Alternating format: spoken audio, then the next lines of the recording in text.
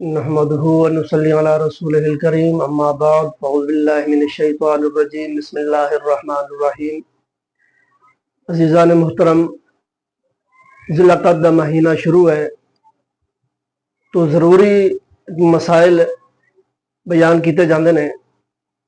اور ضروری مسئلہ ہے کہ 9 ذی الحجہ سے لے کر 13 ذی الحجہ کی عصر کی نماز تک، یعنی 9 ذی الحجہ کی صبح کی نماز سے لے کر اور 13 ذی الحجہ کی عصر کی نماز تک ہر فرض نماز کے بعد تکبیر تشریق یعنی اللہ اکبر لا الہ الا اللہ اکبر وللہ الحمد یہ پڑھنا واجب ہے۔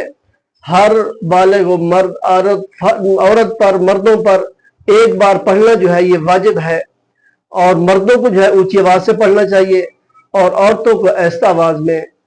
تو یہ فرض نماز کے بعد پڑھنا ہے ایک مرتبہ، اور اگر کوئی نماز رہ جائے تو واجب القضاء، اگر دوبارہ نماز پڑھیں گے اس کی قضا دیں گے تو یہ بھی جو ہے اس کے اوپر واجب ہے کہ اس کی بھی قضا ہوگی۔ اور نماز کے بعد جو ہے وہ پڑھنا ضروری ہے، اور اس کے بعد جو ہے اس کو شیئر کریں تاکہ آگے جو لوگ یہ سبق بھولے ہوئے ہیں، کیونکہ سال کے بعد عید آتی ہے، اور یہ سبق جو ہے وہ یاد کرے اور اس کو پڑھے۔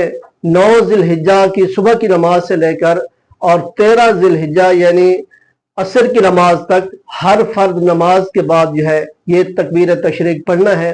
اللہ اکبر لا الہ الا اللہ اکبر وللہ الحمد۔ یہ آگے بھی شیئر کریں تاکہ لوگ اس سے فائدہ حاصل کریں۔